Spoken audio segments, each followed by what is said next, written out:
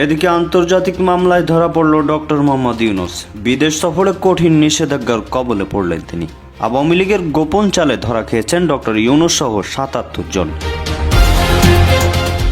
অন্যদিকে দীর্ঘ ১০ মাস পর দ্বিতীয়বারের মতো লাইভ টক শোতে ধরা দিল আওয়ামী লীগের সাধারণ সম্পাদক ওবায়দুল কাদের। দিয়েছেন দেশে ফেরার আশ্বাস। প্রথম আসামি আমরা করছি ডক্টর মোহাম্মদ ইউনূস। ইউনূসের বিরুদ্ধে আন্তর্জাতিক আদালতে যে সমস্ত বিষয়ে মামলা করতে চেয়েছে ডাউটি স্ট্রিট চেম্বার।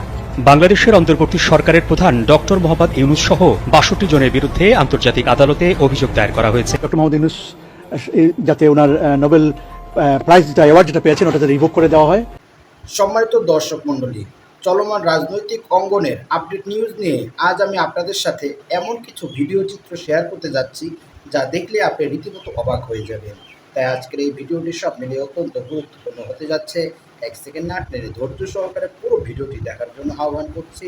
আর একটি ছোট্ট রিকোয়েস্ট করছি, তা হলো যদি আপনি আমাদের এই চ্যানেলের নতুন দর্শক হয়ে থাকেন অবশ্যই আমাদের এই চ্যানেলটি সাবস্ক্রাইব করে একটি লাইক দিয়ে পাশে থাকা বেল বাটনটি অন করে দিবেন।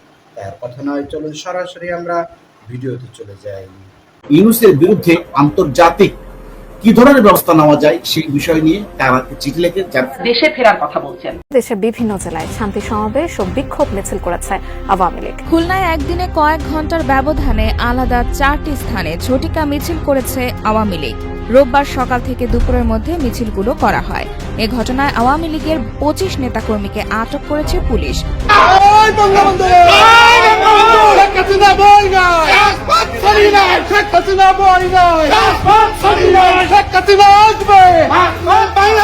আপনারা শুধু নোবেল প্রাইজটা আছে দেখে আমরা সম্মান করে ওই জায়গাটা বসাইছি। কোন রাষ্ট্রে এরকম একটা লোককে প্রধান উপদেষ্টা মানবেই না কোন রাজনৈতিক দল। আমি এটা গ্যারান্টি দিয়ে বলবো, বর্তমান উপদেষ্টা পরিষদ এবং বর্তমান রাজনৈতিক মহলের এমন কোন যোগ্য একজন ব্যক্তি নাই যে তারা বর্তমান দেশটাকে সংস্কার করে। সংস্কার করবে কি দিয়া? ওরা তো সংস্কারের সহ বুঝে না।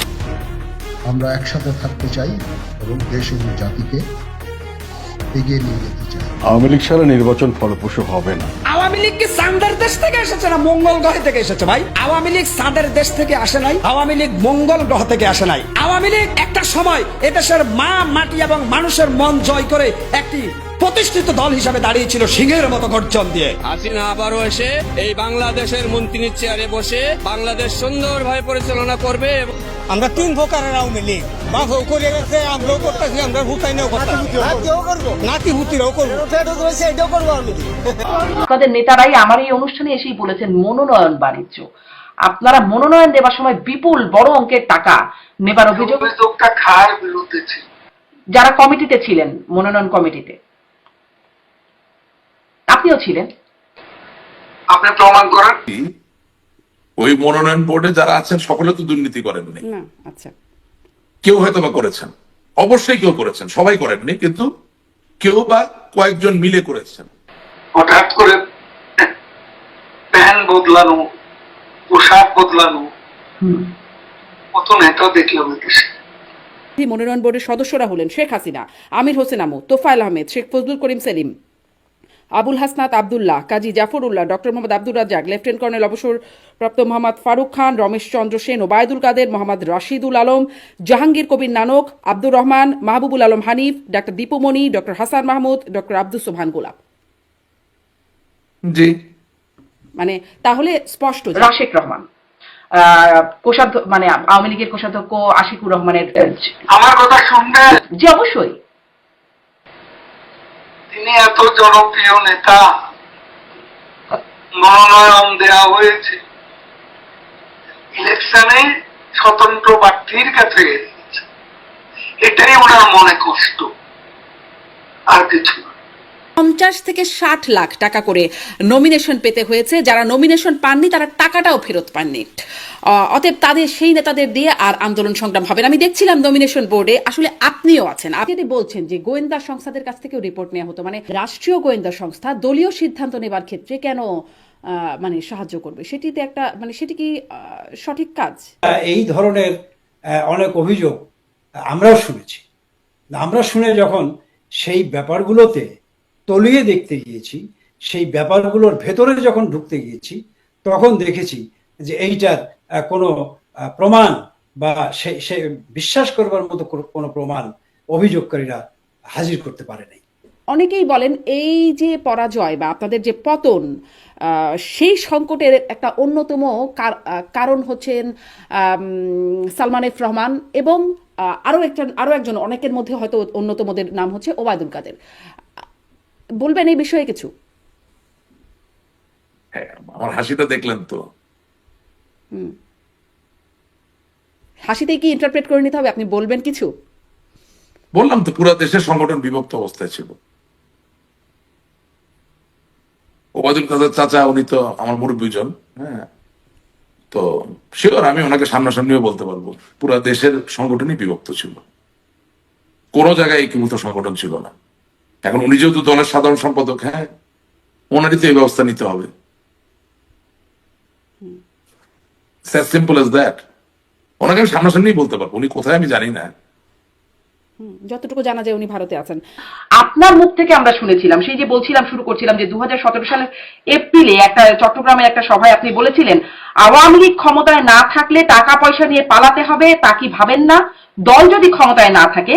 সম্মানিত দর্শক মণ্ডলী, অন্তর্বর্তীকালীন সরকারের প্রধান উপদেষ্টা বিশ্ব নোবেলজয়ী ডক্টর মোহাম্মদ ইউনূস ছাত্র জনতার গণ অভ্যুত্থানের মধ্য দিয়ে যখন থেকে শেখ হাসিনার পতন ঘটেছে, শেখ হাসিনা বাংলাদেশ ছেড়ে বিদেশে পালাতে বাধ্য হয়েছে।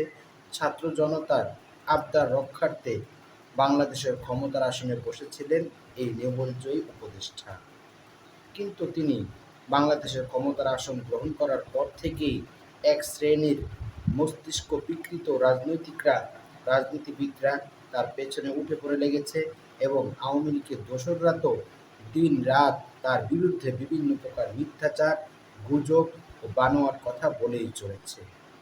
সম্প্রতি তারা এ দাবি করছে যে ডক্টর মোহাম্মদ ইউনূসের বিরুদ্ধে নাকি আন্তর্জাতিক আদালতে মামলা হয়েছে, অচিরেই নাকি তাকে গ্রেফতার করা হবে, শেখ হাসিনা নাকি পুনরায় বাংলাদেশে ফিরে আসবে এবং ক্ষমতা গ্রহণ করবে। এবং আমরা দেখেছি আওয়ামী লীগের কিছু দোসররা ঝটিকা মিছিলও বের করেছে। তারা স্লোগানে মুখরিত করছে বাংলাদেশের অলিগলি। তারা বলছে শেখ হাসিনার সরকার বারবার দরকার, শেখ হাসিনা তোমার ভয় নাই, রাজপথ ছাড়ি নাই। এই জাতীয় বিভিন্ন প্রকার স্লোগান দিয়ে তারা দলকে কি বার্তা দিচ্ছে? তারা এই সমস্ত স্লোগান দিয়ে নিজেরাই বরং বিপদে পড়ছে, নিজেরাই বরং সরকারের ওই জিন্দানখানায় বন্দী হচ্ছে।